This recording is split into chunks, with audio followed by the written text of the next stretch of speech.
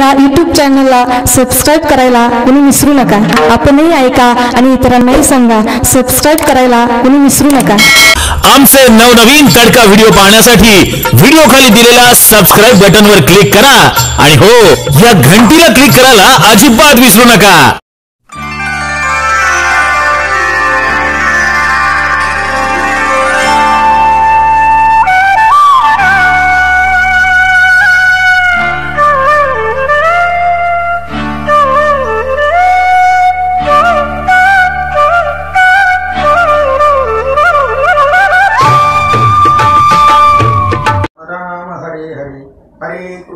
हरे कृष्ण कृष्ण कृष्ण हरे हरे, हरे राम राम राम हरे हरे.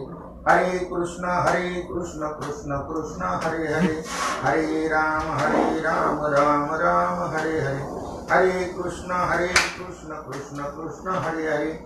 पुंडलीक वरदा हरे विठ्ठल, श्री ज्ञानदेव तुकाराम, पंढरीनाथ भगवान की जय. माऊली ज्ञानेश्वर महाराज की जय. जगद्गुरु श्री संत तुकाराम महाराज की जय. शांति ब्रह्म श्री एकनाथ महाराज की जय. सद्गुरु सच्चिदानंद श्रीपाद बाबा की जय. सद्गुरु सच्चिदानंद रामदास बाबा की जय. अवधूत चिंतन श्री गुरुदेव दत्त गोपाल कृष्ण भगवान की जय. सब संतन की जय. छत्रपति शिवाजी महाराज की जय.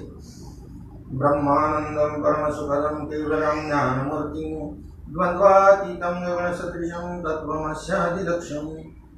एकं नित्यं विमलमचलं सर्वधी साक्षिभूतं, भावातीतं त्रिगुणरहितं सद्गुरुं तं नमामि. नमामि सद्गुरुं शान्तं सच्चिदानन्दविग्रहं, पूर्णब्रह्मपरानन्दं ईशमानन्दिवल्लभम्.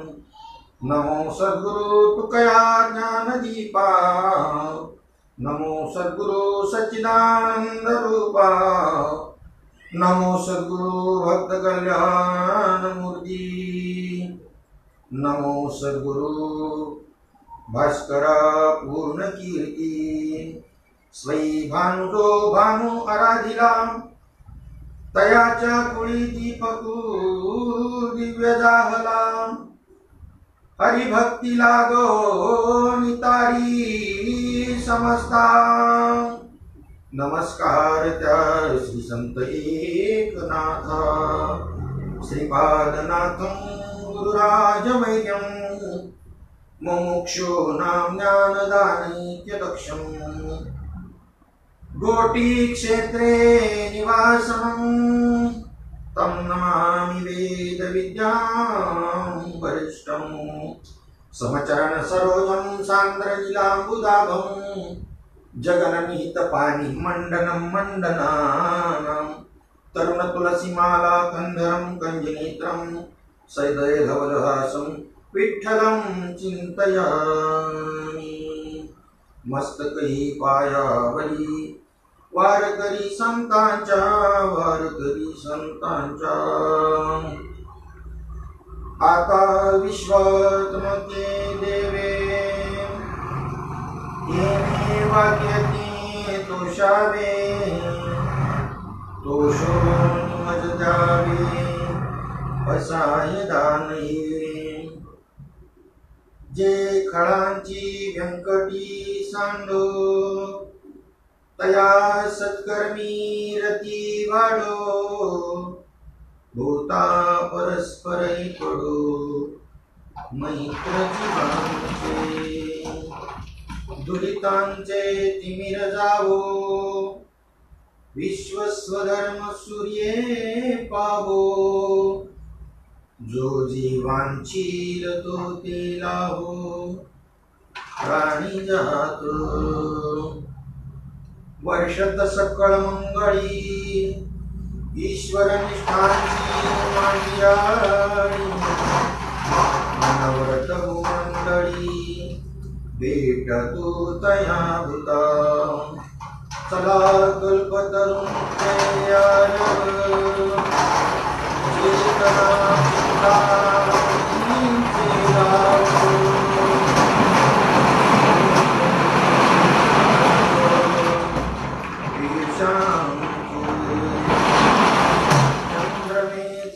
लांछन मार्तंड जेता पहिन ते सर्वाही सदा सज्जन सोय रे होतो किंबहुना सर्वसुखी पूर्ण हो निती लोकी भजी जो आदि पुरुखी अखंडित आदि ग्रंथो भजी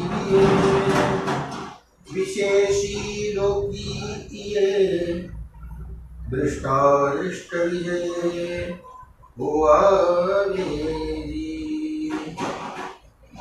एथ मने श्री विश्वेश्वरा हा होईल दान पसावो तेने वरी ज्ञान देवो सुखिया जागला तेने वरी ज्ञान देवो सुखिया जागला येने वरे ज्ञान देवो सुखिया जागला हरि ओम शांती शांती शांती। ज्ञानयोग वारकरी मंडळ घाटकोपर यांच्या विद्यमाने चालू असणारा संत श्रेष्ठ माऊली ज्ञानोबरायांच्या भावार्थ दीपिका ज्ञानेश्वरी ग्रंथातील पसायदान या विषयावरती आपलं चिंतन चालू आहे। काल नेटवर्क प्रॉब्लेम सर्वत्र होता आणि त्यामुळं दुरितांचे तिमिर जावो विश्वस्वधर्म सूर्य पाहो जो जीवांची लखोती लाभो प्राणी जात या ओळीवरचं जे चिंतन आहे ते आपण त्या ठिकाणी आजच्या दिवसाला पुन्हा ठेवलेलं आहे आणि त्या चिंतनाला आपण सुरुवात करत आहोत। माऊली ज्ञानोबा म्हणतात दुरितांचे तिमिर जावो। दुरित म्हणजे ज्यांचा अंतकरण दुष्ट वृत्तीचा आहे खळ वृत्तीचा आहे तेच। तिमिर दोष म्हणजे काय? तिमिर नावाचा दोष म्हणजे त्या ठिकाणी ज्याला अज्ञान असं म्हणतात, ज्याला अविद्या असं म्हणतात किंवा ज्याला आवरण असं म्हणतात। आपुला पण पेया विसरू जो धनंजया तेची या अज्ञाना रूप जाण। आपला आपल्याला विसर पडणं म्हणजे आपल्या स्वस्वरूपाचा विसर पडणं त्यालाच अज्ञान, त्यालाच अविद्या असं म्हणतात, त्यालाच आवरण असं म्हणतात।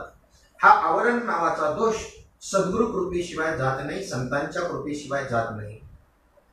मल विक्षेप आवरण असे 3 दोष बहुतांशी शास्त्रामधून मांडलेले आहेत। मल नावाचा दोष हा निष्काम कर्म उपासना केल्यानंतर त्या ठिकाणी जाईल। त्यानंतर विक्षेप नावाचा दोष ध्यान धारणा केल्याने जाईल। तर आवरण नावाचा दोष संतांच्या कृपेशिवाय सद्गुरु कृपेशिवाय जाणार नाही। सद्गुरु वाचोनी सापडेना सोय धरावे ती पाय आधी आधी। मी आत्मस्वरूप असताना मी देहरूप आहे अशा प्रकारचं आवरण वृत्तीमध्ये तयार झालं त्यालाच आवरण नावाचा दोष असं म्हणतात। आणि एकनाथी भागवतामध्ये नाथ महाराजांनी अजून 2 दोषी त्या ठिकाणी मांडलेले आहेत। त्याच्यामध्ये एक कषाय नावाचा दोष आणि रसास्वादन नावाचा दोष। कषाय दोष म्हणजे धामधामेच्या वेळेला आपल्या दृष्टीसमोर आणि डोळे मिटलेली असताना निळं पिवळं ढवळ सफेद दिसणं ही प्रकृतीचे दोष आहे, ते त्या ठिकाणी त्याला कषाय दोष असं म्हणतात। उदाहरणार्थ तांब्याच्या भांड्यामध्ये दही ठेवल्यानंतर ते कळपतं, खराब होतं आणि हा जसा त्या प्रकृतीचा दोष आहे तसा आपल्या प्रकृतीच्या दोषाच्या रूपाने हे आपल्याला दृष्टोत्पत्तीला येणं याला कषाय दोष असं म्हणतात। आणि रसास्वादन नावाचा जो दोष आहे त्या रसामध्ये बुडून जाणं। मग तो रस कोणता? उदाहरणार्थ गायनाचा रस आहे। गायन हा एक रस आहे, त्याच्यामध्ये सुद्धा जसं खाण्यामध्ये आपले षड्रस आहेत त्याच्यामध्ये साहित्यामध्ये सुद्धा रस सांगितलेले आहेत। तर त्या पद्धतीनं करुण रस आहे, बिभत्स रस आहे, अशा प्रकारचे ते रस आहेत। तर आपल्याला त्या विषयांतर जास्त विषय वाढवायचा नाही, वेळेमध्ये आटोपायचा असल्यामुळं। आणि मग त्या पद्धतीनं त्या रसाचा आस्वादन घेत असताना आणि आत्मस्वरूपाचा विसर पडला जातो। जसं ज्ञानेश्वरीमध्ये विषय आलेला आहे, भगवंत अर्जुन त्या ठिकाणी भगवंताला म्हणतो की भगवंता तुम्ही आता तुम्हाला हा उपदेश करता, म्हणजे मी ज्या वेळेला तुम्हाला शिष्यत्वाने शरण आलो, शिष्येस्त्याहं साधुमां प्रपन्नम कार्पण्य दोष प्रवृत्त स्वभाव, तर त्या पद्धतीनं मी ज्या वेळेला तुझी माझ्यावर कृपा झाली आणि मग त्या ठिकाणी माझा तो आवरण नावाचा दोष गेला आणि तू आता जे सांगतो त्या अर्थाशी मी आता एकरूप होऊ लागलो. तू कृपा करायच्या अगोदर आता तू जे सांगतो तेच माझ्या घरी येऊन प्रत्यक्ष आशित ऋषी, देवल ऋषी, नारद ऋषी हे सांगत होते, परंतु त्यावेळेला विषयरूपी विषानं माझी बुद्धी ग्रासलेली असल्यामुळं ते आवरण नावाचा दोष तयार झाला होता. त्यामुळं मला त्या ठिकाणी आणि त्याच्यातला यथार्थ अर्थरूप होता येत नव्हतं. आणि आता मात्र ती गोष्ट जमू लागली. ओवी अशी आलेली आहे, एरवी म्हणजे तू कृपा करायच्या अगोदर, एरवी नारदो अखंड जवळ आहे, तोही ऐसीच वचने गाये, तू जसं सांगतो तसंच गात होता.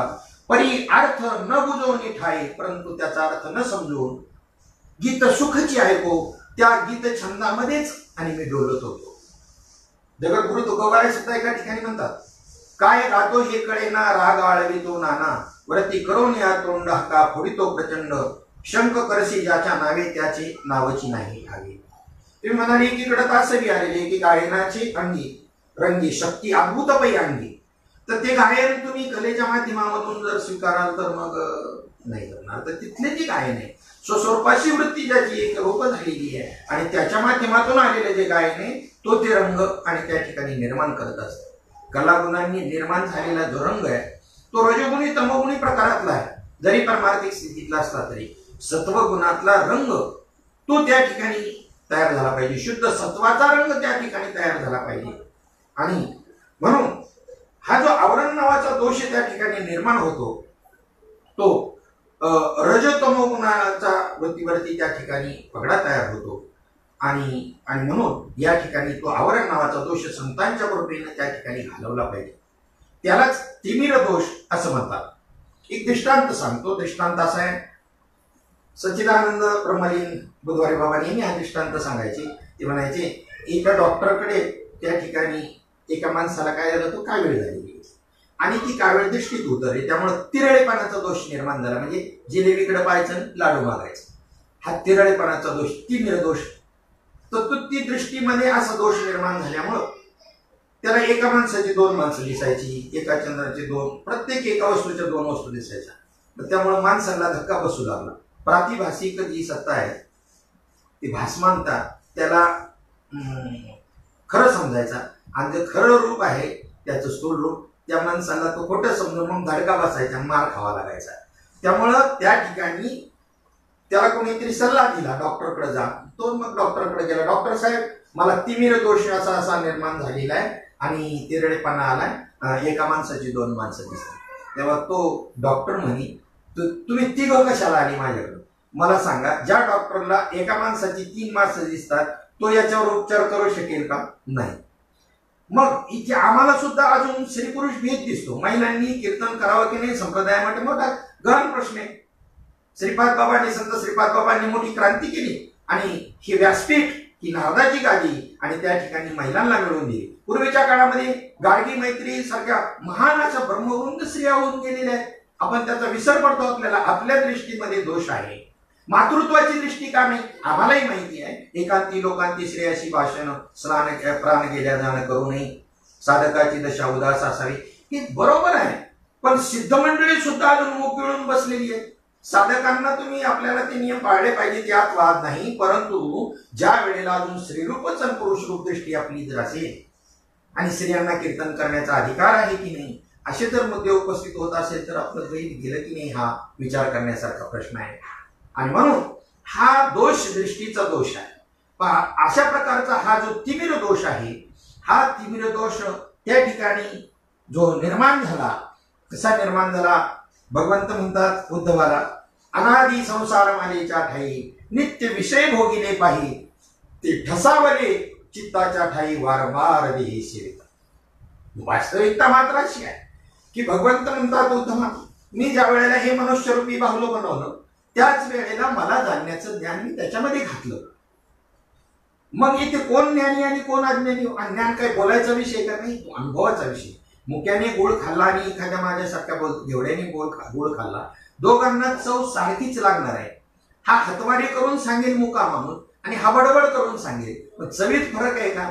त्या पद्धतीनं ज्ञान बोलायचा विषय नाही, ज्ञान अनुभवाचा विषय. बोलणं तिथं संपतं, मावळतं बोलणं त्या ठिकाणी, शब्द राहतच नाही. शब्द मावळले आणि वाहतो नीती, अशी स्थिती आहे. मग या ठिकाणी ते जे त्या ठिकाणी प्रत्येकाच्या ठिकाणी त्या भगवंताला जाणण्याचं ज्ञान घालून टाकलेलं आहे. परंतु झालं काय, त्याच्यावरती हे विषय सेवन करून करून करून करून करून आणि त्या ठिकाणी आवरण दोष, तिमिर दोष निर्माण झाला. मग जसं सच्चिदानंद श्रीपाद बाबा सांगायचे की माचीसची पेटी ताईकडून खाली राहिली, जागा ओली होती, सादळा आला. त्या माचीसच्या काडीमध्ये आणि त्या माचीसमध्ये अग्नी आहे, परंतु ती ज्या वेळेला काडी ओघळू लागली, एकही काडी पेटेना, सादळा आला होता. सासूबाईनं तोंडावरचा पांघरून न काढता सल्ला दिला, सुनबाई शेजारची चूल पेटली असेल तिथे जाऊन शेकू ना.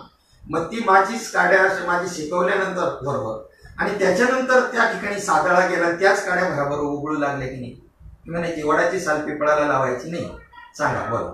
मग त्या पद्धतीनं तुमच्या आपल्या वृत्तीवर सुद्धा त्या ठिकाणी अशा पद्धतीनं सादळा आले विषय क्षेत्र, आणि तो दोष या ठिकाणी निवृत्त करायचा आहे. वृत्तीमध्ये ज्ञानाग्नी पेटवायचा आहे.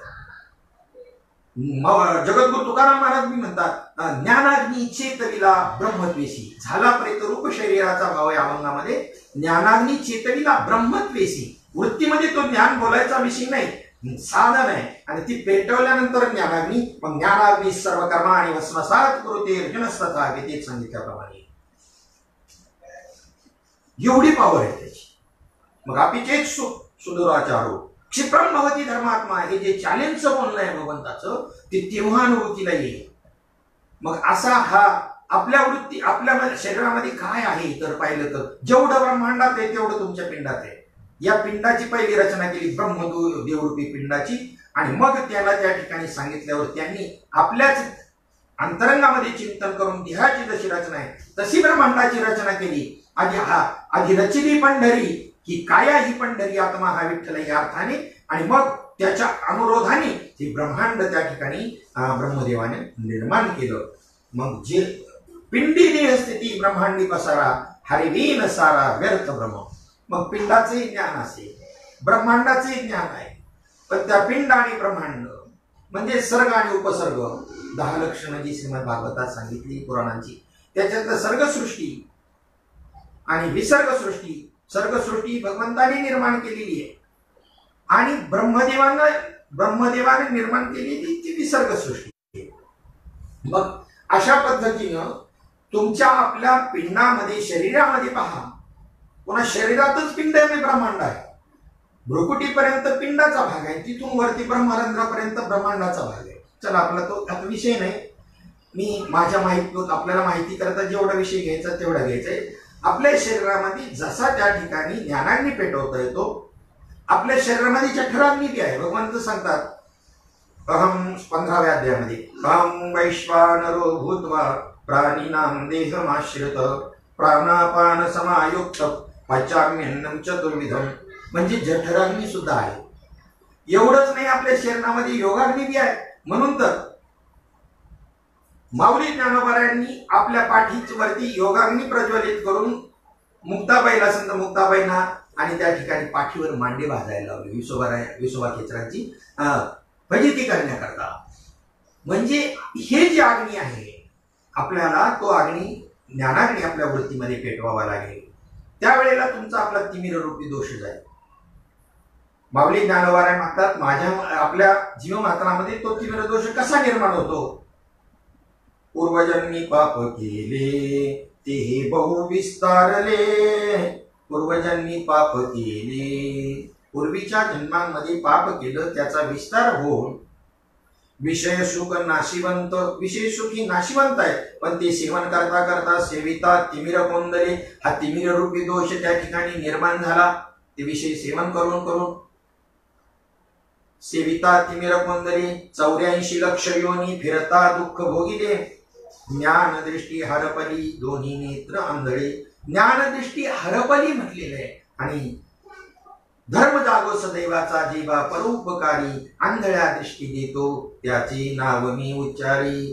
ज्ञानदृष्टी हरपली म्हणजे आवरण निर्माण झालं.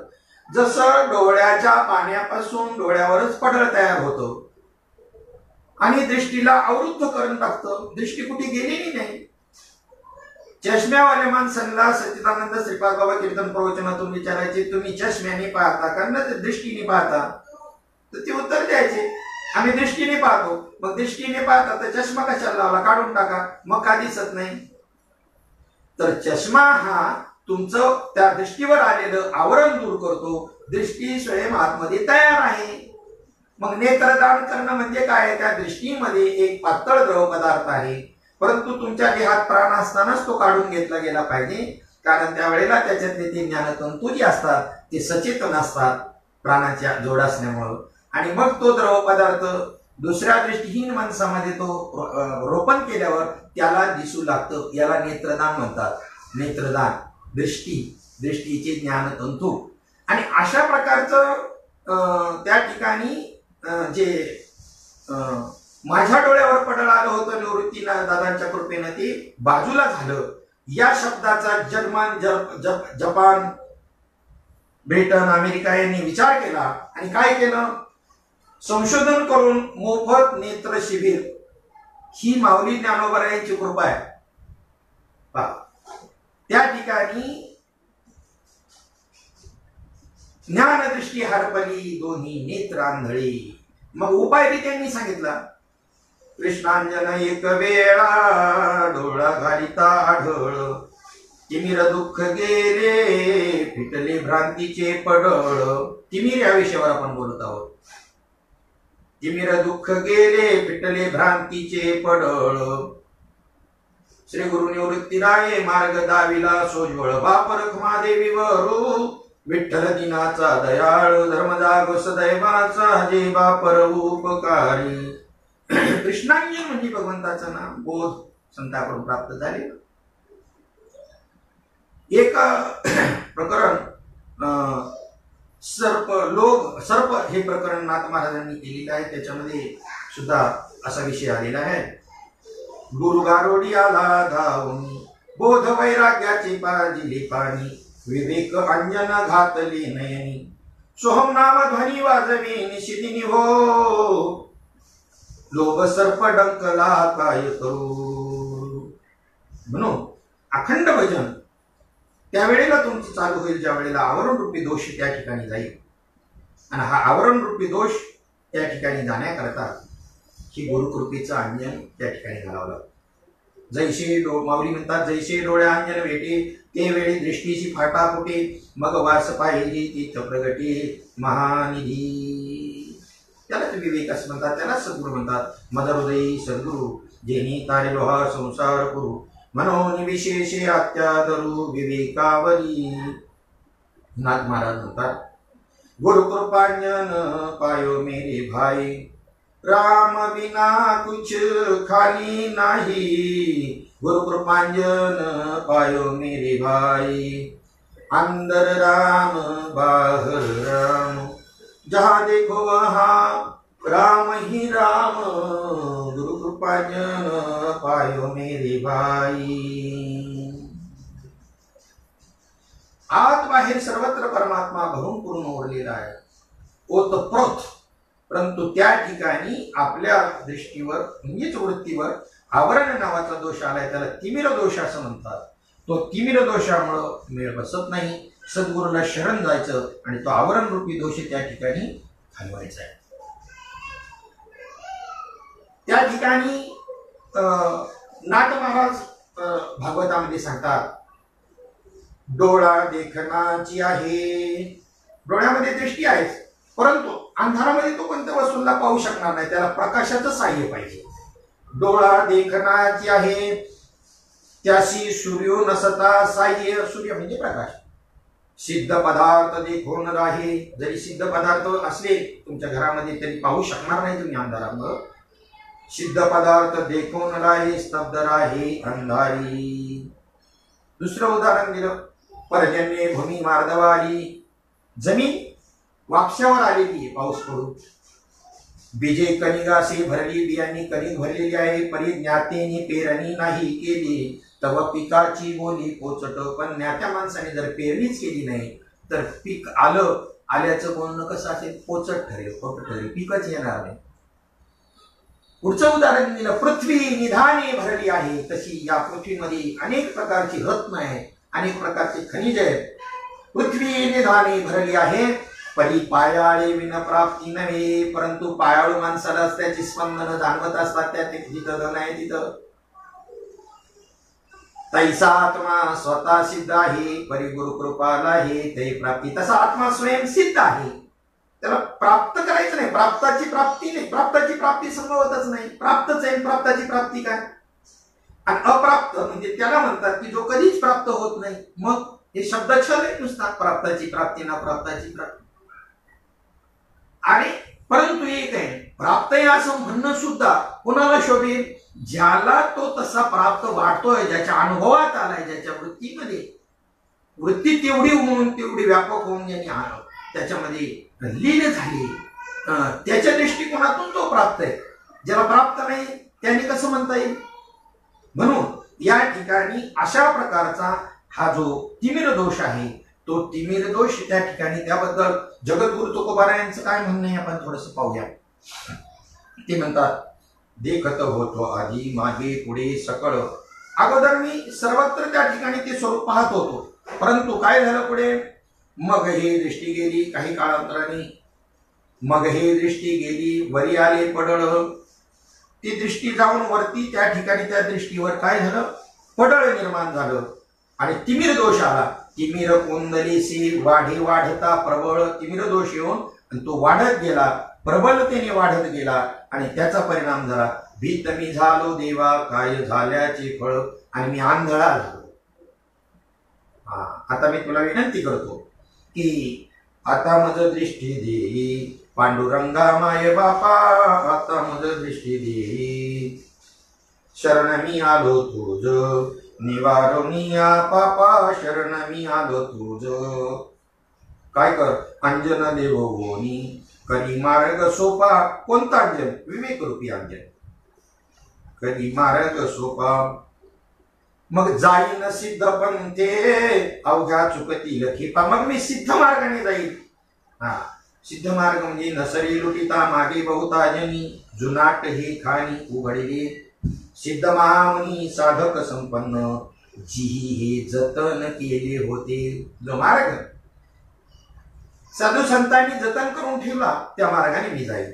मार्ग जाऊन गेले आधी दयानिधी संतती, तेनेची पंथे चालू जाता, तेनेची पंथे चालू जाता.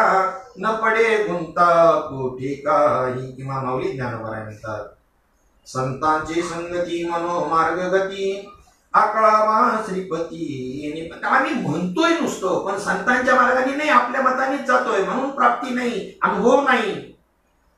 ध्यानामध्ये बैसता संतांची संगती, बैसता संतांची संगती. कळो आले कमळापती, कळो आले कमळापती. माझी कोणीच नवती, माझी कोणीच नवती. निश्चय चित्ती दृढ झाला, संत संगतीशिवाय मिळणे बसणार. हा दोष जाणार नाही. संता बिन प्राप्ती नाही, ऐसी वेद देती ग्वाही. हा आवरण, हा जो तिमिर दोष आहे, हा जो आवरण नावाचा दोष आहे, तो काढल्याशिवाय मेळ बसणार नाही. जगद्गुरु तुकोबाराय काकडातीच्या अभंगामधून एका ठिकाणी भगवंताला सांगतात, विनंती करतात, करी हा तिमिरांचा नाश, उदय होनी प्रकाश. तोडी आशा पाश करी वास हृदयी, तोडी आशा पाश करी वास हृदयी. चतुरात शिरोमणी गुण लावण्याची खाणी, आ मुकुट सकळा मनी धन्य तुची विठोबा. करी या तिमिरांचा नाश. तिमिर या शब्दाबद्दल चालले, दुरितांचे तिमिर जाओ. तिमिर म्हणजे अज्ञान, पुन्हा ज्ञानातल्या. तिमिर म्हणजे अविद्या, तिमिर म्हणजे आवरण दोष, आवरण. तो अविद्येची अनिदा विश्वस्वप्नाचा धंदा भोगीत होता प्रबुद्धा नाहीपणे जो. मग त्याच्यावर उपाय तो महावाक्याची निनावे. महावाक्याचा उपदेशच व्हायला पाहिजे. तो महावाक्याची निनावे गुरुकृपेचे निठावे. गुरुकृपा व्हायला पाहिजे. मग माता हात ठेविला नवी थापटीला जैसा श्री गुरुचा वरदास्त मस्तकावर पडून महावाक्याचा उपदेश जर त्याला जर झाला तर मग हा दोष जो आहे हा तिमिर दोष त्या ठिकाणी जाईल, अन्यथा जाणार नाही. एक दृष्टांत अजून आपल्या समोर मांडायचा तो असा. पूर्वीच्या काळामध्ये एका गावातून दुसऱ्या गावाला जाताना मध्ये जी नदी आहे ती उतार करायचं तर पूर्वी आताच्या सारखे ब्रिज नव्हते, पूल नव्हते. मग उताराच्या जागा असायच्या बेटाची एखादी. मग तिथे कुठे पाणी कसं खोल आहे किती उथळ आहे त्या पद्धतीनं ती उतारी माणसं इकडून ज्यांना माहिती आहे ते त्यांना पलीकडे घेऊन जायचे. सांगड बांधारे भक्तीची. ही जी सांगड आहे ही सांगडीची एक तिचे भोपळ्यापासून बनवल्या ह्या गोष्टी. सांगड उतार झाल्यानंतर सांगडी तापे त्याचीच बनवतात. पेटे त्याचीच बनवतात. उतार सांगडी तापे पेटे या साधनांच्या माध्यमामधून नदी पार करून पलीकडे त्या ठिकाणी जायचे. नाव असायची, त्या नावेतून जायचे. मग या गावचे लोक त्या गावाला झाल्यानंतर त्या नावाडी काही 2 रुपये घ्यायचा, त्यांना इकडून तिकडे पोहोचायचं. परंतु काही या गावातली काही मंडळी अशी होती, 5-6 मंडळी अशी, ती जरा व्यसनी होती, गांजाळू होती. त्यांचा काही टाइम टेबल नाही. नशा उतरत तेव्हा त्यांना घरन गाव सुचायचं. पलीकडच्या गावावरून इकडे येताना मग त्यांनी हे नाव वनवायची शिकून घेतलेलं होतं. एकदा काय झालं की ती त्या ठिकाणावरून उशिरा आणि निघाली. नावाडी नाव बंद करून निघून गेला होता आणि आले ही मंडळी, ही गांजाळू मंडळी नावेत बसले आणि वलवायला सुरुवात झाली.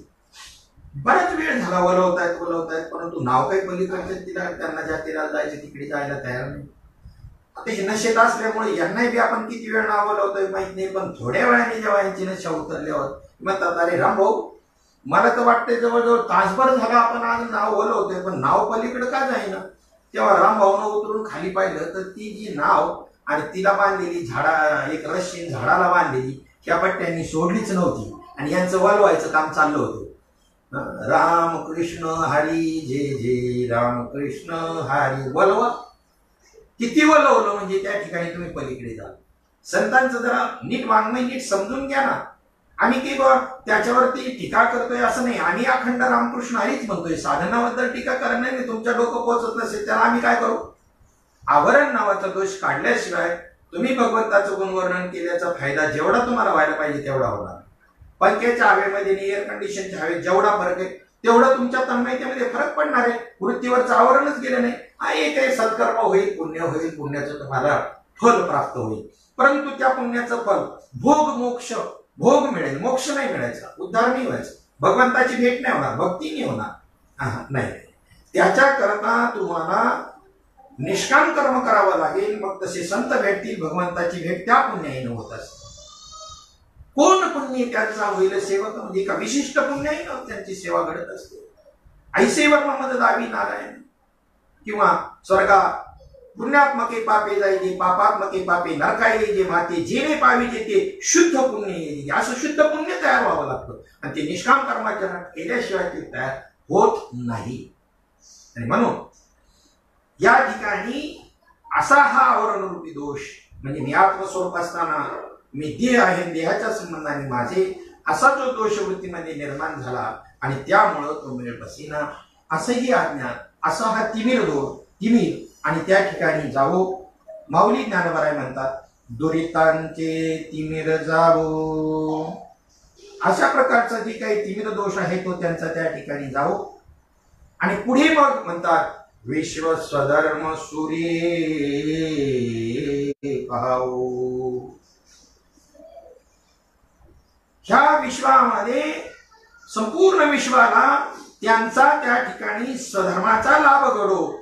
आणि काय हे कुणी पाहो विश्व स्वधर्म असा त्या विश्वाला या स्वधर्माचा झालेला लाभ सूर्य पाहो म्हणजे सूर्य पाहू नाही सूर्य पाहो म्हणजे सूर्याला पाहायला मिळावा. सूर्याच्या दृष्टीपथामध्ये हे यावं की यांना याचा लाभ झालेला आहे. मग अशा प्रकारचा हा जो तुमचा स्वधर्म आहे त्या स्वधर्माबद्दलचा विचार आणि आपल्याला त्या ठिकाणी पाहायचा आहे. धर्म याचा अर्थ कर्तव्य असं सुद्धा होतं. एखाद्याने एखाद्याचं कर्तव्य पार पाडलं किंवा माझा हा धर्म आहे, धर्म आहे म्हणजे कर्तव्य आहे. एखाद्या पदार्थाचा विशिष्ट गुण त्याला सुद्धा धर्म ही संज्ञा आहे. मानव निर्मित जे जे धर्म आहे त्याला धर्म म्हणण्याऐवजी पंथ असं म्हणा पाहिजे. पण तो सर्व जगताचा जो धर्म आहे तो धर्म एक आहे, त्याला स्वधर्म असं म्हणतात. तो धर्म आम्हाला संतांकडून सद्गुरूकडून समजला पाहिजे. मानव निर्मित ते धर्म आहे त्याला धर्म म्हणताच येणार नाही, त्याला तुम्ही पंथ म्हणा पाहिजे. मग अशा प्रकारचा जो स्वधर्म कशाला म्हणतात तर स्वस्वरूपामध्ये राहणं याला स्वधर्म असं म्हणतात. ज्ञानाचं लक्षण सांगताना दासबोधामध्ये रामदास स्वामी बी सांगतात, ऐक ज्ञानाचे लक्षण ज्ञान म्हणजे आत्मनाम पहावे आपणास आपण या नाव ज्ञान. आणि स्वस्वरूपी राहणे म्हणजे स्वधर्म असं सुद्धा त्या ठिकाणी त्यांनी सांगितलेलं आहे. माऊली ज्ञानोबा सुद्धा या ठिकाणी 3ऱ्या अध्यायामध्ये 9व्या श्लोकामध्ये सांगतात. त्याच्या खाली ओळीमध्ये सांगतात, श्लोक असा आहे, यज्ञार्थात कर्मण्यत्र लोकोयम कर्मबंधनः तदर्थम कर्म कौंतेय मुक्त संग समाचर स्वधर्म जो बाप्पा तोची नित्य यज्ञ जानपा मनोनी वर्तता तीथ पापा संचारू नाही. हे अर्जुना बाप्पा, स्वधर्म ज्याला म्हणतात ना तोच खरा नित्य यज्ञ आहे. तो स्वधर्म जर समजून घेतला ना, नित्य यज्ञ, वेगळा यज्ञ करण्याची त्याला कोणतीही गरज नाही, त्याचा नित्य यज्ञ घडत जाणार. आणि तिथं तो करत असताना त्यात काही जरी पाप जरी घडलं, चुकी घडली, पापात्मक दोष काही घडले तरी त्या ठिकाणी त्याला ते दोष लागत नाही. एवढं स्वधर्माचं महत्व आहे. म्हणून वर्तता तीत पापा, स्वधर्माचं वर्तन करत असताना, आचरण करत असताना वर्तता तीत पापा संचार नाही, पापाचा तिथे संचार सुद्धा होणार नाही. हा निज धर्म, हा स्वधर्म, हा निज धर्म त्याला म्हणतात. तो जर त्या ठिकाणी सांडला गेला तर हा निज धर्म जरी सांडले आणि कुकर्मी रती घडे तैची बंधू पडे संसारिक. आणि मग याचा विसर पडल्यामुळं कुकर्मामध्ये सत्कर्मात रती वाढायच्या ऐवजी कुकर्मामध्ये रती वाढते आणि त्याला संसारिक बंधन प्राप्त होतं, तो बंधनामध्ये पडतो. म्हणून ज्याचं मात्र बंधन गेले, बंधनापासून उकलल्या गाठी आणि ताली मिठी सावकाश पांडुरंगाचे चरणावर त्याची घट्ट मिठी पडते. याचं बंधनच त्या ठिकाणी नष्ट झालं. हा विचारून अंकारू सांडिजे मग असतीच वस्तू होईये जैसी यापुली स्वस्ती सहजे आपण केली. मी देह आहे अशी जी वृत्तीमध्ये हे जे निर्माण होतं तो दोष त्या ठिकाणी तीच बंधन आहे, ती त्या ठिकाणी घालवायचे. त्या बंधनामुळे तर सांसारिकता त्या ठिकाणी प्राप्त होत असते. हा निज धर्म, हा स्वधर्म विसरल्यामुळे. म्हणून स्वधर्मानुष्ठान ते अखंड यज्ञ याजन जो करीता या बंधन कहीच न घडे. अशा प्रकारच्या स्वधर्माचं जो अनुष्ठान करतो त्याच्याकडून अखंड यज्ञ आणि भगवंताचा परिपूर्ण होत असतो. आणि जो हा यज्ञ करतो स्वधर्माचा रूपी यज्ञ, तया बंधन कहीच न घडे, त्याला कोणत्याही प्रकारचं बंधन कधीच घडत नाही. बंधनाचा तोडू फासा देव आशा टाकोनी, देव आशा टाकोनी. आशा ही परमं दुःखम नैराशा परमं सुखम. वैराग्य निर्माण हो, या आशेचा त्याग घडला पाहिजे. त्या आशेच्या माध्यमामधून सुद्धा आणि त्याचंही आवरण तयार होतं, मोहाचं आवरण तयार होतं आणि या स्वधर्माचा अनुष्ठान, स्वधर्म जो आहे तो विसरला जातो. हा लोक कर्मी बांधला, अमृत लोक जो आहे ना कर्माने बांधला गेलेला आणि हे शरीराच्या रूपाने ते पुन्हा भोगायला आले. अगा कर्मे जे उरावे ते ती सुखदुःखी फळावे आणि ती भोगावया यावे दिहा एका. जेने मज उगानिले कर्म तयाचे कुशिले मरणाने जन्म जन्मासवे श्रम वरचिले गेले. आणि म्हणून संन्यासाचे प्रकार करताना 2 प्रकार केले. 3रा, 4था आणि 5वा अध्याय आणि 18वा अध्यायाच्या मध्ये माऊली ज्ञानोबारायांना जो संन्यास अभिप्रेत आहे. माऊली ज्ञानोबाराय नैष्ठिक ब्रह्मचारी संन्यासी असताना सुद्धा तरी सुद्धा तुमच्या आपल्या कल्याणास्तव कळवळ्यास्तव ग्रस्ती माणसांच्या त्यांनी उत्कृष्ट अशा प्रकारचा आणि भेद ह्या दोन्हीमध्ये एक थोडासा काल्पनिक भेद सांगून उत्कृष्ट अशा प्रकारचा संन्यास योग तुम्हाला आपल्याला साधकांना वारकऱ्यांना सांगितलेला आहे. कारण पटवून कर्म सांडीचे त्याला संन्यासी नाव दिलेले आहे, परंतु त्या कर्माच्या फलाचा त्याग करणं याला त्या ठिकाणी त्यांनी कर्मसन्यास योग असं म्हणले. मग अशा प्रकारचा कर्मसन्यास योग हा श्रेष्ठ सांगितलाय. आणि ज्याला संन्यास योग म्हणतात त्यांना तर प्रश्न विचारला माऊली ज्ञानोबारायांनी, सांगा त्यांच्या नाकाने वास घ्यायचं बंद झालं का? कोणत्या कर्माचा त्याग केला? कानाने ऐकणं बंद झालं का? डोळ्याने पाहणं बंद झालं? म्हणून कर्मण्य वा अधिकार असते मा फलेषु कदाचन, कर्म करून नैष्कर्म्य स्थितीत राहण्याचा बोध अर्जुनाच्या माध्यमामधून तुम्हाला आपल्याला केला आणि तेच मुख्य विषय आहे आणि तो आपल्याला त्या ठिकाणी स्वीकारायचा आहे.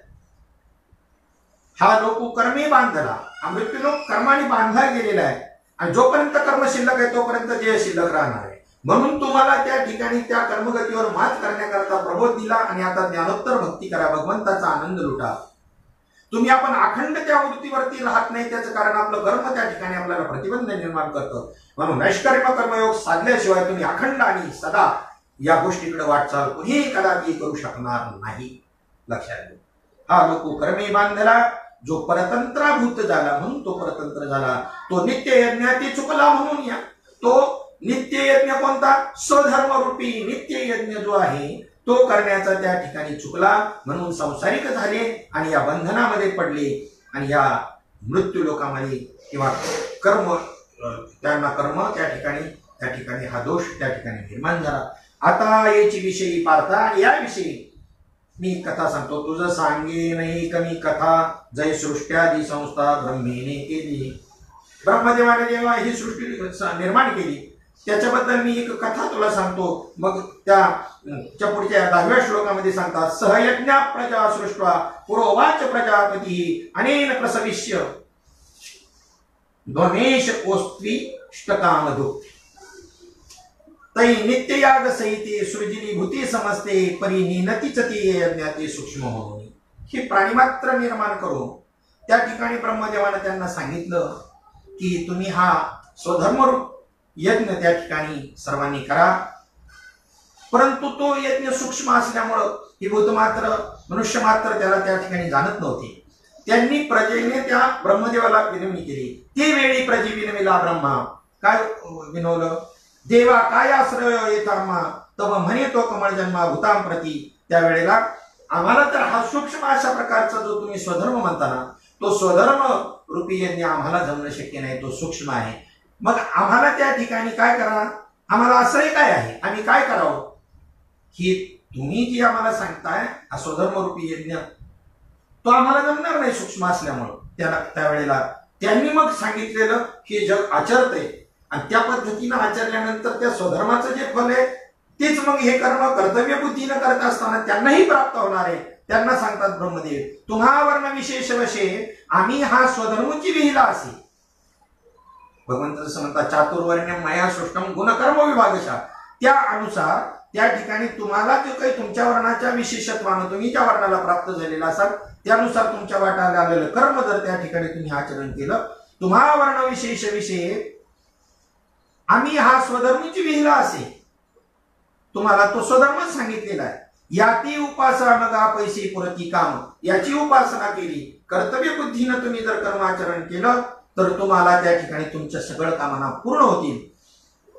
हे जरी हे केलं, एक तर स्वधर्म करा पण तो सूक्ष्म आहे तुम्हाला समजणार नाही म्हणून मी तुम्हाला असा हा मार्ग सांगतोय.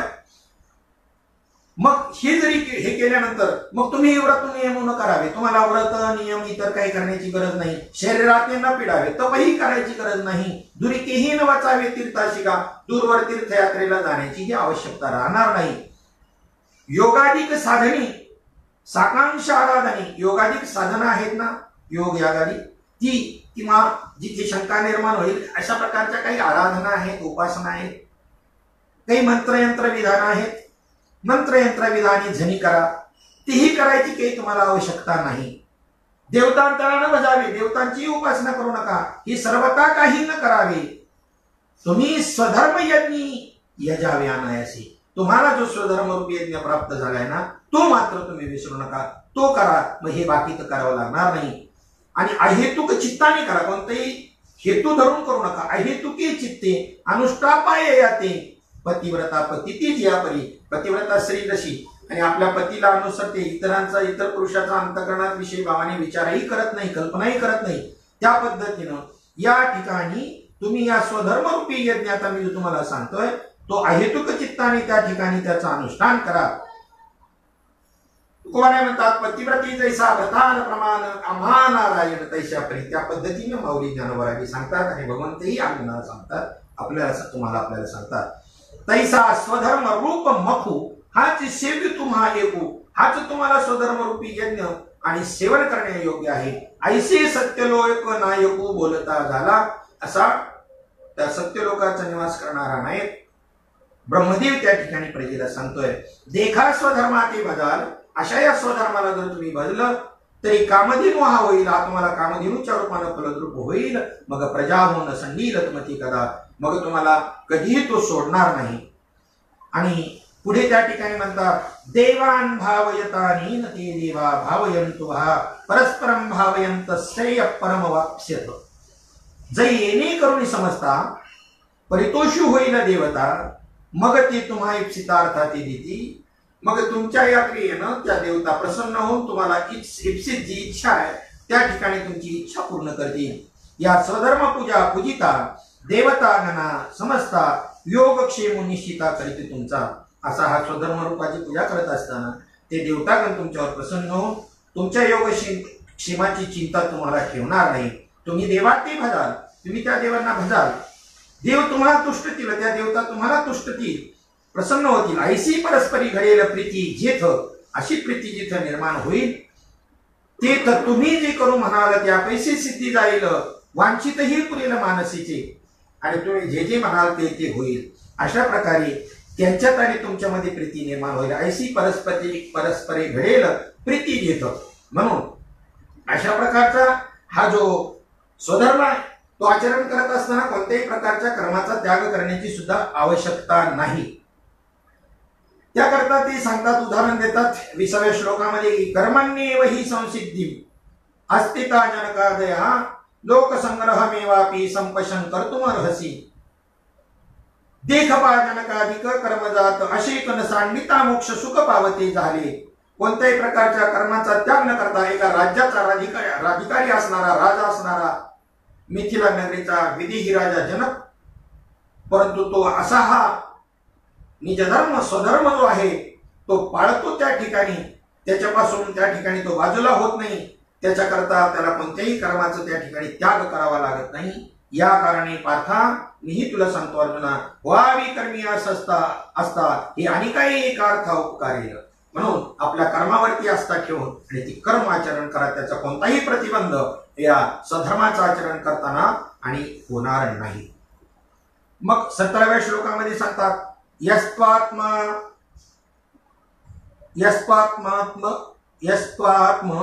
रतिरेव स्यादात्म तृप्तस्य मानवः आत्मन्नेव संतुष्टस्तस्य कार्यं न विद्यते. देखे असतेनि देह धर्मी एक तोची एकूण लिंपे कर्मी, जो अखंडित रमी आपण पाची. जो अखंड आपल्या स्वस्वरूपामध्ये रममान आहे, आत्मानुसंधानामध्ये रममान आहे, स्वधर्मरूप यज्ञामध्ये रममान आहे ना, तो देहाने कर्म करत असताना कोणत्याही कर्माचं त्याला लेप बसत नाही, कोणतेही कर्म त्याला स्पर्श करत नाही. एवढा त्यात स्वधर्म ज्याला म्हणतात, निजधर्म ज्याला म्हणतात, त्याचं सामर्थ्य आहे.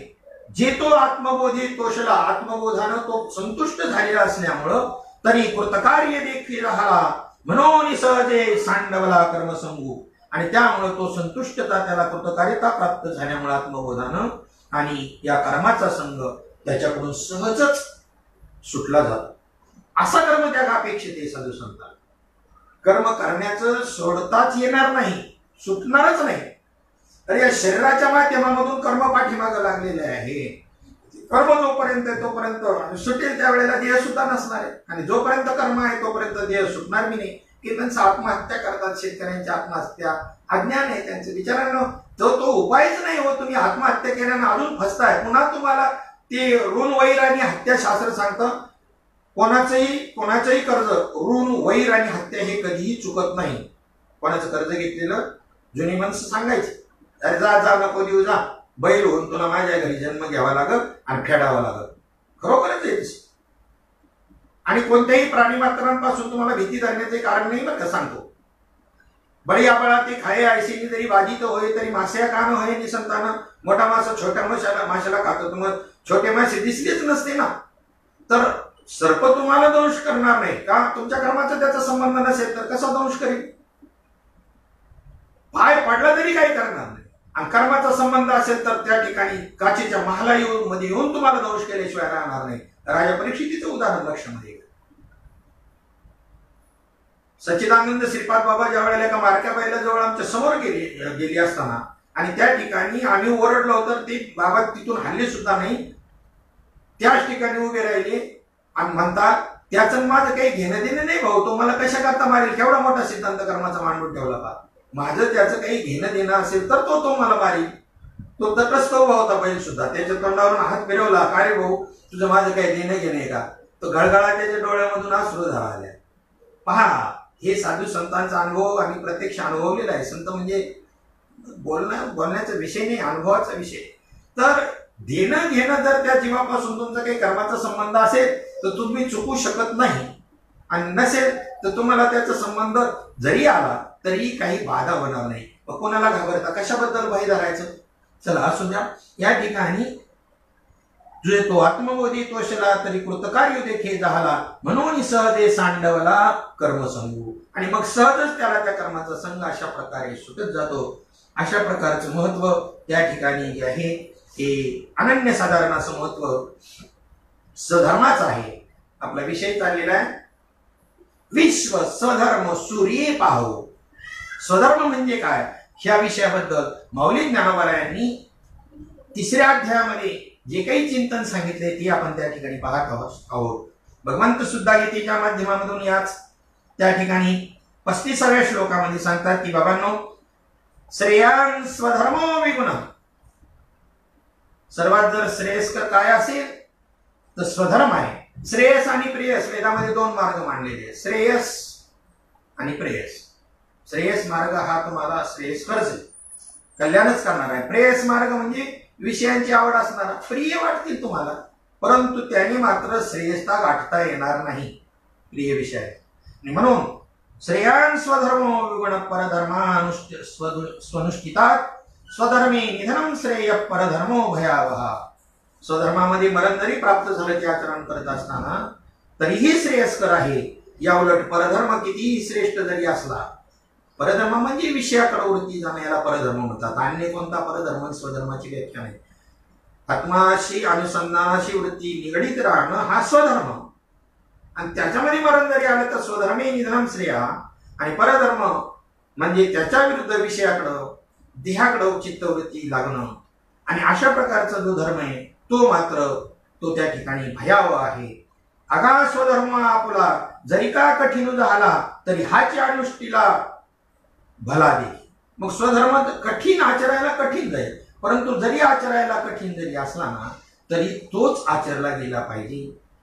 आणि या दृष्टिकोनातून विश्व स्वधर्म सूर्ये पाहावो म्हणजे त्या ठिकाणी हा सूर्यनारायणाला संपूर्ण विश्व या स्वधर्माचं आचरण करताना दिसो, अशा प्रकारची मागणी त्या ठिकाणी माऊली ज्ञानोबाराय या पसायदानाच्या माध्यमामधून या 3 नंबरची जी ओवी आपली चाललेली आहे त्या 3 नंबरच्या ओवीमध्ये मागताय. 2 नंबरच्या ओवीमध्ये जे खळांची व्यंकटी सांडो ही एक मागणी, सत्कर्मी रती वाढो ही दुसरी मागणी, तिसरी भूता परस्पर पडो मैत्र जीवांची, ही 3 मागण्या आल्या. आणि त्याच पद्धतीने या 3ऱ्या ओवीमध्ये दुरितांचे तिमिर जावो, विश्व स्वधर्म सूर्ये पाहो, आणि तिसरी मागणी पुन्हा म्हणजे अशा 6 मागण्या या 2 ओव्यामध्ये येतात. तिसरी मागणी जो जे वांछील तो ते लाभो प्राणीजात. प्राणीजात जे जी इच्छा त्या ठिकाणी करतील ती ती त्यांची इच्छा पूर्ण हो, अशी मागणी या ठिकाणी माऊली करतात विश्वात्मक देवाकडे. आता पहा, प्राणीजातांमध्ये वेगवेगळ्या 3 प्रकारचे प्राणीजात आहेत. प्रकाराचे 3 तुका म्हणे केले जन.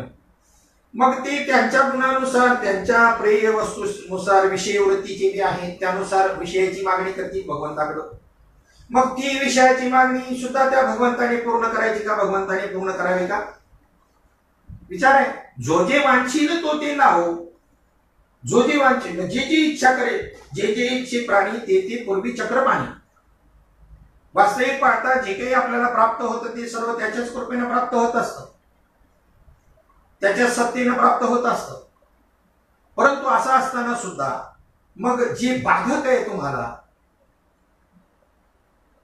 जसं एखाद्या लहान बालकाला त्या ठिकाणी एखाद्या गोष्टीचं बाधकत्व साधक बाधकत्व कळत नाही, ते त्याच्या आईला कळत असतं. मग त्या बालकाला त्या ठिकाणी ती वस्तू त्या ठिकाणी ती देत नाही बाधक असेल तर. त्या पद्धतीनं बाधक वस्तू आहे, विषय भोग ही बाधक गोष्टी आहेत. कारण भोगापासून भोगे रोग जोडून या दिधली आणि का, आणि त्या भोगांबद्दल तुकाराम म्हणतात अरुची ते हो का आता सकाळपासून. असं जर संतांची मागणी आहे तर मग यांना जे काही भोग वस्तू आहे याची अपेक्षा इच्छा करणारे हे प्राणी मात्र त्यांच्या त्या भोगीच्या सुद्धा तृप्त कराव्यात का. त्याही भगवंत तृप्त करतो नाही असं नाही, परंतु मी असं म्हणेन संतांची कृपा जर आपल्यावरती जर असेल तर प्रारब्ध प्राप्त भोग भोगत असताना उलट त्याच्या अंतःकरणामध्ये ते विषय भोग भोगत असताना तळमळ निर्माण होते, त्याला अनुताप निर्माण होत असतो आणि भगवंताकडं संतांकडं तो प्रार्थना करत असतो त्याच्यापासून माझी सुटका कशी होईल. ते विषय प्राप्त होण्याची इच्छा तो करत नाही. असं अशी गोष्ट आहे. परंतु ज्यांच्यावर संत कृपा नाही, ज्यांच्यावरती भगवंताची कृपा नाही, अशी विषयी असणारे जीव, आणि ती विषयी जीवांनी जर म्हटलं की आपण जी जी इच्छा त्या ठिकाणी करू भगवंतांनी ती पूर्ण करायला पाहिजे, त्याच्याकरताच भक्ती करणारा वर्ग आहे. बराचसा वर्ग त्याच्याकरताच आहे. आस्तेच्या महापुरी रिगतात कोटीवरी प्राप्तीच्या पहिले तरी विपाईला निघे. कोटीतून एखादा निष्काम कर्माचरण करणारा, भक्तीसाठीच भक्ती करणारा, भक्तीसाठीच भक्ती करणारा, देवासाठीच भक्ती करणारा, संतांसाठीच भक्ती करणारा असा वर्ग जो आहे अतिशय दुर्मिळ आहे.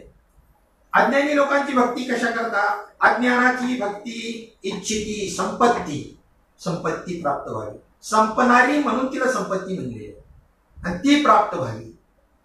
अज्ञानाची भक्ती इच्छिती संपत्ती, तयांची चित्ती बोध कायचा, त्यांना त्या बोधाशी पडलेले नाही, ते विरदोषाशी पडलं नाही, संतांशी घेणं देणे नाही, देवाशी घेणं देणे नाही. अज्ञानाची भक्ती त्यांची भक्तीच कशा करताय, इच्छिती संपत्ती, तयांची चित्ती बोध कायचा. काय इच्छा त्यांची, वाढावे संतान, गृही व्हावे धनधान्य, गृही व्हावे धनधान्य. लहानपणापासूनच त्या नातवंडाला आपण त्या ठिकाणी देवाच्या पायावर घालतो असं, आणि देव बाप्पा सुखाचं ठेव. सुख कशाला म्हणतात हे आजोबाला माहिती नाही, आणि त्याच्या प्राप्तीचा उपाय बी नाही, आणि ठेव सुखाचं. मग मला सांगा, आज भोगवाद चंगळवादाकडे गेलेल्या दुनियेला एवढी मोठी चपराक दिलेली आहे देवानी या करोनाच्या काळामध्ये. खूप शिकवलंय, पण कोण कोण शिकेल आता, कोण समाजातले किती किती घटक किती किती शिकतील हे विचार करण्यासारखे. प्रत्येकाची जिरवली. मी तुम्हाला उपेक्षित बुद्धीनं बोलतोय असं नाही, मी बी तुमच्या बरोबर आहे त्याच्यामध्ये. मनात अंतकरणात विचार करा, माझे शब्द अंतकरणाला वेगळ्या पद्धतीने लावून घेऊ नका, विपरीत अर्थ करू नका त्याचा. सांगा काय आपण करू शकतो, काय आपल्या हातामध्ये. सगळं जीवनमान ठप्प झालं. 2 महिने होऊन गेले या करोनाने, सर्व जीवनमान ठप्प झालं. आज दुकानं उघडली का नाही, ते अमकं उघडलं का नाही, मार्केट उघडलं का नाही, सगळ्यांची लोक चौकशी करतात फोनवरून, इकडून तिकडून सगळीकडून. पण मंदिर उघडलं का नाही याची कोणी चौकशी करायला तयार नाही आहे का. कोणाच्या योगाने हे सगळ्या गोष्टी चाललेल्या आहेत, त्याला कोणी साकडं घालायला तयार नाही. मी तर म्हणेन ही करोनाची महामारी आपल्याला जर घालवायची असेल ते एक उपाय. आता आपलं बसायला चिंतन चाललंय. आम्ही या माध्यमामधून त्या भगवंताला सगळे संत मंत मंडळी, देवतांचे उपासक जे सगळे प्रार्थना करून राहिलेले की लवकरात लवकर या ठिकाणी अशा पद्धतीनं हा आजार बाजूला जाऊन सर्व लोकांना स्वास्थ्य प्राप्त हो, पुन्हा पहिल्यासारखं जीवनमान चालू हो, ही आमची बी आंतरिक तळमळ आहे. पण बाबांनो, याच्याकरता एक उपाय जर सगळ्या जगताने एकाच वेळेला जर केला ना, की जे आता वेगवेगळे उपक्रम चालले आहेत ना पारमार्थिक दृष्ट्या, त्याच्यापेक्षा आपण सर्वांनी मिळूनच एक उपाय जर केला ना. आता हा माझा आवाज कितीपर्यंत, तिथून पुढे कुठपर्यंत त्या ह्या सत्तेपर्यंत गेला तर बघा, जागतिक सत्तेपर्यंत परमात्मा सत्ता ज्याला म्हणतात, आणि त्याच्या मनामध्ये जर आलं तर ती पोचेल. परंतु माझी इच्छा तर मी प्रदर्शित केली पाहिजे ना. काय म्हणतो मी, लक्ष द्या सर्वांनी, जेवढे जेवढे श्रवण करते त्यांनी हा विषय जेवढा पुढे नेता येईल, कुठपर्यंत, त्या सत्तेपर्यंत असा प्रयत्न करा. जागतिक सत्तेपर्यंत नेण्याचा प्रयत्न करा. काय करायचं, आज आपण डिक्लेरेशन करायचं का अमुक दिवसाला, 1 महिन्याने करा, या 1 महिन्याने एक प्रार्थना 4 ओळीची, किंवा हे पसायदान आहे, हे पसायदान जरी समजा याचं सर्व भाषांमध्ये या पसायदानाचं रूपांतर करावं मी तर म्हणे. आणि मात्र एक आहे, सर्व जगताने मिळून एका क्षणाला ही प्रार्थना जर गेली ना, काय होईल सांगू का, कलियुग में सतयुग आएगा. बाकीच्या कोणीतरी लिहिणारे आहेत आणि म्हणणारे आहेत, अशा बोर्ड लावणारे, त्यांनाही माहिती नाही कलियुग में सतयुग कैसा आएगा. परंतु 1 सेकंदाच्या आत सगळे उलथापालत होईल, सगळे उलथापालत, आणि सतयुग येईल. सतयुग, कलियुग अजून बाकी असताना सुद्धा ते त्या ठिकाणी रस्टिकेट करून लगेच सतयुग येईल. एवढं सामर्थ्य आहे त्या प्रार्थनेमध्ये, या पसायदानामध्ये. फक्त सर्वांनी मिळून एका वेळेला ती गोष्ट करणं गरजेचं आहे बरं. सर्व भाषांमध्ये भाषांतर करायचं या पसायदानाचं, आणि सर्व जगताने ठरवायचं अमुक दिवसाला 1 महिन्यानी अमुक वेळेला सर्वांनी मिळून जगताने आपापल्या भाषेमध्ये ही पसायदान म्हणायचं आहे. काय होईल सांगू का, क्रिया काय घडेल, मी तुम्हाला सायन्स सांगतो, विज्ञान सांगतो काय घडेल ते. आपली जी प्रकृती आहे, ह्या प्रकृतीला, मनुष्य प्रकृतीला, प्राणीमात्रांच्या प्रकृतीला, 3.5 हाताच्या या देहाच्या प्रकृतीला त्या ठिकाणी व्यष्टी असं नाव आहे. यष्टीने व्यष्टी. आणि त्याच्यानंतर अशा अनेक व्यष्टी मिळून, अनेक प्रकृती मिळून जे जगत बनत असतं त्याला, आणि समष्टी असं नाव आहे. मग युनियन म्हणजे काय, युनियनच्या माध्यमातून आपला आवाज आपण त्या ठिकाणी व्यवस्थापनापर्यंत जो पोहोचवतो, म्हणजे तेच करतो ना, तसं आपली ही युनिटी आणि आपला हा आवाज त्या परमात्मा सत्तेला हलवून सोडेल आणि सतयुग येईल या ठिकाणी कलियुगामध्ये. एवढं या पसायदानाचं सामर्थ्य आहे. आपला विषय चालला होता की जो जे वांछील तो ते लाहो प्राणीजात, म्हणजे विषयामध्ये घोर दुःख आहे, विषय सेवनामध्ये पतन नाही, असं असताना सुद्धा ती इच्छा भगवंत पूर्ण करतील का, नाही. ऐका, इच्छा कोणत्या पूर्ण करतील, तर त्या ठिकाणी आपण इच्छा काय करावी, इच्छावे ते जवळी हरीचे चरण, फक्त भगवंताच्या चरणाची इच्छा करावी. मग सर्व नारायण देतो तुझ, मग तुला सर्व काही परमात्मा त्या ठिकाणी देईल. सत्य संकल्पाचा दाता नारायण, पूर्ण करी सर्व मनोरथ, मग जो जे मानशील तो ते लाहो, ही या अर्थाने इच्छावे ते जवळी हरीचे चरण. म्हणून या ठिकाणी माऊली ज्ञानोबा म्हणतात या ओवीमध्ये, दुरितांचे तिमिर जाओ, विश्व स्वधर्म सूर्ये पाहो, जो जे वांछील तो ते लाहो प्राणी जात. अशा पद्धतीनं 9 ओव्या ज्या पसायदानातल्या, त्यातल्या 3री ओवीचा आपण त्या ठिकाणी चिंतन या ठिकाणी केलेलं आहे. विशेषतः तिमिर दोष म्हणजे काय, सर्व साधू संतांच्या प्रमाणाचा विचार करून माऊली ज्ञानोबरांचंही म्हणणं ज्ञानेश्वरीच्या माध्यमामध्ये आपण मांडण्याचा प्रयत्न केला. आणि स्वधर्म म्हणजे काय, त्या स्वधर्माच्या संबंधानं माऊली ज्ञानोबरांचंच मत 3ऱ्या अध्यायामधलं आणि त्या ठिकाणी आपण उद्धृत केलं. आजची ही ओवी या ठिकाणी चिंतनाचा आपली वेळाची जी होती ती या ठिकाणी संपत आलेली आहे. एक 3 मिनिटं 3-4 मिनिटं राहिलेली आहे. वेळेचं उल्लंघन आपल्याला करायचं नाही. आणि आता आपल्या त्या ठिकाणी 4 दिवस झालेले आहेत, 3 दिवस उरलेले. 1 दिवस आपला हा कालचा नेट प्रॉब्लेममुळे व्यर्थ गेल्यामुळं 26 तारखेपर्यंत हे चिंतन होतं, ते 27 पर्यंत चालणार आहे. 1 दिवस पुढे वाढणार आहे. आणि उद्याच्या चिंतनामध्ये आपण त्या ठिकाणी ज्ञानोबरांची जी पसायदानातली पुढील मागणी आहे त्या मागणीचा 2 दिवस, 3 मागण्यांचा विचार 2 दिवस मांडण्याचा आपण प्रयत्न करणार आहोत. त्याच्यामध्ये वर्षत सकळ मंगळी, ईश्वर निष्ठांची मांदियाळी, अनवर्त भूत मंडळी भेट तू तया होता, पुन्हा चला कल्पतरुचे आरव चेतना, चिंतामणींचे गाव, बोलते जे अर्णव पियुषांचे, चंद्रमे ज्यालाक्षण मारतंड जे तापहीन ते सर्वाही सदा सज्जन सोयरे होतो किंबहुना सर्व सुखी पूर्ण होऊन तीही लोकी भजितो आदी पुरुखी अखंडित तर ही पुढची आहे ती या 3 ओव्याच्या साधू संतांच्या संबंधाने आहे त्यांचं सामर्थ्य प्रतिपादन करणाऱ्या या 3 ओव्या आपण पाहू 2 दिवसामध्ये आणि त्याच्या पुढील 2 दिवसामध्ये 3 ओव्या मग त्या किंबहुना सर्व सुखी आणि ग्रंथोपजीवी आणि तीर्थमणी श्री विश्वेश्वराव असा वेळेचा हा आपल्याला बंधन असल्यामुळं वास्तविक पाहता अजूनही सूक्ष्म चिंतन त्यांच्याच भाषेमध्ये आपलं मत मांडण्यापेक्षा ज्ञानेश्वरी त्या ठिकाणी चिंतन व्हावं साधू संतांच्या म्हणण्याने जास्तीत जास्त त्या गोष्टीचा विचार व्हावा आपला अनुभव त्यात प्रतिपादन तर केलाच पाहिजे त्याबद्दल वाद नाही परंतु आपला अनुभव तुटून जाईल हो आपला अनुभव कितीच आहे असं एवढा व्यापक आहे का जेवढा साधू संतांचा आहे तर साधू संतांना जेवढा व्यापकपणे अनुभव आलेला आहे तो अनुभव आपण प्रतिपादन करण्याचा शास्त्राच्या माध्यमामधून प्रयत्न केला पाहिजे आपलाही अनुभव तसाच असला पाहिजे आहेच असतोच थोडंसं पुढे मागे असतो हे काल गेल्यानंतर आणि त्या ठिकाणी त्या परिपूर्ण अनुभवाला सुद्धा आपण निश्चितपणे प्राप्त होतो पात्र होत प्राप्त होतो असा हा विषय आहे असो संप्रदायातील अनेक ज्येष्ठ